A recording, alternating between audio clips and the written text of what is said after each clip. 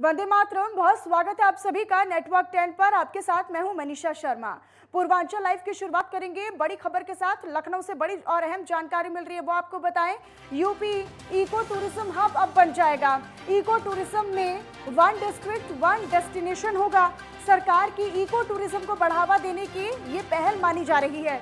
OD यानी कि one district one destination योजना के तहत पर्यटन स्थलों का चयन यूपी में जल्द गठित होने जा रहा है। इको टूरिज्म बोर्ड यानी कि पूरी टीम गठित होगी और उसके गठन के बाद ही हर एक जगह को चिन्हित किया जाएगा, उसका चयन किया जाएगा। अब तक 56 जिलों के इको पर्यटन स्थलों का चयन हो चुका है। वन विभाग ने अब तक 56 जिलों में चयनित किए हैं स्थल। सीएम योगी आदित्यनाथ के निर्देश के बाद वन विभाग अब ये काम कर रहा है। तो इको टूरिज्म में जो वन डिस्ट्रिक्ट वन डेस्टिनेशन है वो होगा और उसी के आधार पर अलग अलग जिलों की जो सूची है वो तैयार की जाएगी। अब आपको बताएं कि अब इसमें कौन कौन से जिले और क्या क्या कुछ शामिल किया गया है। शाहजहांपुर, बस्ती, हाथरस, हमीरपुर, अमेठी, सीतापुर, बाराबंकी, अयोध्या, फतेहपुर, जौनपुर, कौशाम्बी, आजमगढ़, अंबेडकर नगर, कानपुर, गोरखपुर समेत 56 जिलों से स्थल चिन्हित कर उनके प्रस्ताव शासन विभाग और वन विभाग विकास को भेजे जा चुके हैं। अगर वन डिस्ट्रिक्ट वन डेस्टिनेशन की सूची की बात करें तो इसमें लखीमपुर खीरी दुधवा राष्ट्रीय उद्यान, चंदौली जिले में चंद्रप्रभा वन्य जीव विहार, बहराइच जिले में करतनिया घाट वन्य जीव विहार, चित्रकूट जिले में रानीपुर वन्य जीव विहार, ललितपुर जिले में महावीर स्वामी वन्य जीव विहार। आगरा जिले की बात करें तो यहाँ पर सूर सरोवर पक्षी विहार, मिर्जापुर जिले में कैमूर वन्य जीव विहार, मेरठ जिले में मेरठ हस्तिनापुर में वन्य जीव विहार, बिजनौर में अमानगढ़ टाइगर रिजर्व, बलरामपुर जिले में सोहेलवा वन्य जीव विहार। तो ये तमाम वो जो सूची है पूरी जो जारी की गई है 56 जिलों की, वो हम आपको एक एक कर बता रहे हैं। वाराणसी जिले में कछुआ प्रजनन केंद्र, पीलीभीत टाइगर रिजर्व, उन्नाव में नवाबगंज पक्षी विहार, रायबरेली समसपुर पक्षी विहार, कन्नौज जिले में लाख बहोसी पक्षी विहार। हरदोई जिले की बात करें तो यहाँ पर सांडी पक्षी विहार, संत कबीर नगर बखीरा पक्षी विहार, गौतम बुद्ध नगर ओखला पक्षी विहार, मैनपुर जिला समान पक्षी विहार, गोंडा जिला पार्वती अर्गा पक्षी विहार, महोबा में विजय सागर पक्षी विहार, एटा जिले में पटना पक्षी विहार। तो ये वो 56 जिले हैं जिनकी जो सूची है वो तैयार कर विभाग को भेजी गई है और अब टीम का गठन किया जाएगा। उसके बाद सभी को एक एक कर चयनित किया जाएगा। प्रतापगढ़ जिले की बात करें तो यहाँ पर डॉक्टर भीमराव अंबेडकर पक्षी विहार, अलीगढ़ में शेखा झील, अलीगढ़, लखनऊ प्राणी उद्यान, कानपुर जिले में कानपुर प्राणी उद्यान, गोरखपुर में गोरखपुर प्राणी उद्यान, इटावा में लॉयन सफारी, इटावा, बरेली में मिनी जू, इज्जत नगर, अंबेडकर नगर जिले में दखन झील। तो ये वो सूची है जो तैयार की गई है वन डिस्ट्रिक्ट वन डेस्टिनेशन के तहत और इसी योजना के तहत पर्यटन स्थलों का चयन भी किया गया है। तो यूपी में अब जल्द ही इको टूरिज्म बोर्ड भी गठित किया जाएगा। अब इको टूरिज्म हब बनेगा जिसकी तरफ लगातार योगी सरकार, उत्तर प्रदेश की सरकार जोर देती आई है।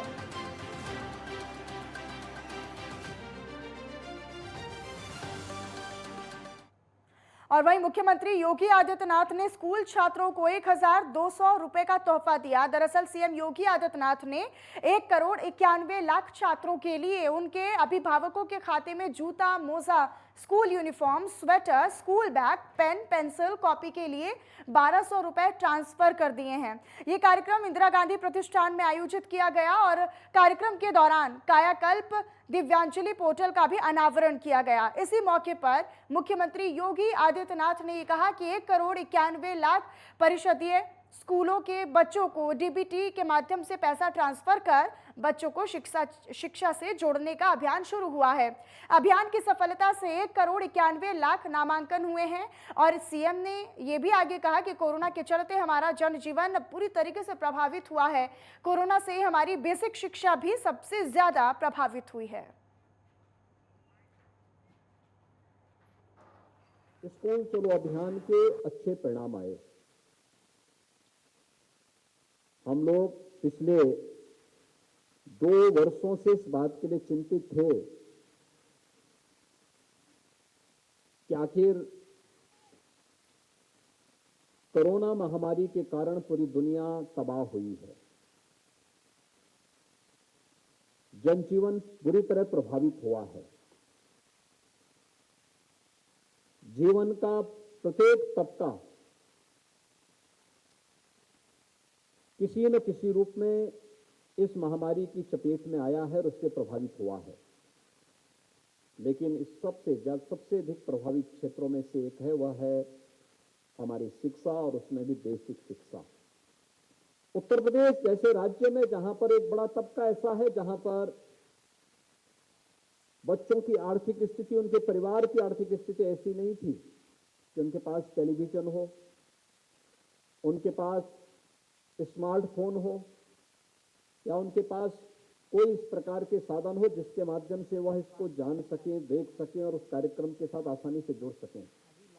और फिर बेसिक शिक्षा परिषद की जो बेसिक शिक्षा की सबसे बड़ी बुनियादी आवश्यकता है, वह कि वह एक ऐसी नाजुक उम्र है जहां पर बच्चे के लिए शिक्षक यानी अभिभावक के साथ साथ शिक्षक का व्यक्तिगत इंटरेक्शन बहुत आवश्यक होता है। और उस स्तर पर विगत 2 वर्ष पूरी दुनिया ने कोरोना महामारी के दौरान जिस भी परिस्थिति का सामना किया, वह सबके सामने है। उन स्थितियों में जब हम लोगों ने स्कूल चलो अभियान इस वर्ष पुनः प्रारंभ किया, तो मैं धन्यवाद दूंगा कि आज ये संख्या बढ़कर के 1,91,00,000 बेसिक शिक्षा परिषद के स्कूलों में पहुंची है, जिसमें ये बच्चे बेसिक शिक्षा परिषद के स्कूलों तक पहुंचने में सफल हुए। कि पहले तो स्कूलों की स्थिति बहुत अच्छी नहीं थी। बहुत सारी जगह स्कूलों में भवनों पर बड़े बड़े पेड़ उगे हुए थे। कुछ जगहों पर ये पता ही नहीं लगता था कि ये विद्यालय है या कोई बाग है। झाड़ी के बीच में जैसे तैसे बच्चे स्कूल भी आते थे। कहीं शिक्षक है तो छात्र नहीं, कहीं छात्र है तो शिक्षक नहीं, कहीं भवन है। जिस प्रदेश में 2017 तक पहुंचते पहुंचते बच्चों की स्थिति ये थी कि स्कूल जाएं, गांव का एक सामान्य गरीब से गरीब व्यक्ति भी अगर उसके विद्यालय में प्राइवेट स्कूल किसी ने खोला है और वह एक सामान्य अभाव में चल रहा है, तो गांव का वह व्यक्ति उस प्राइवेट स्कूल में बच्चों को भेजना उचित समझता था, उसको वह विश्वसनीय लगता था, बशर्ते बेसिक शिक्षा परिषद के स्कूल में भेजने की बजाय। लेकिन पिछले 5 वर्षों में आपने मेहनत किया, बेसिक शिक्षा परिषद को विश्वास का प्रतीक बनाया। 1,34,000 तक पहुंची हुई संख्या को आज आप लोगों ने 1,91,00,000 तक पहुंचाया है। यह आपकी एक उपलब्धि है।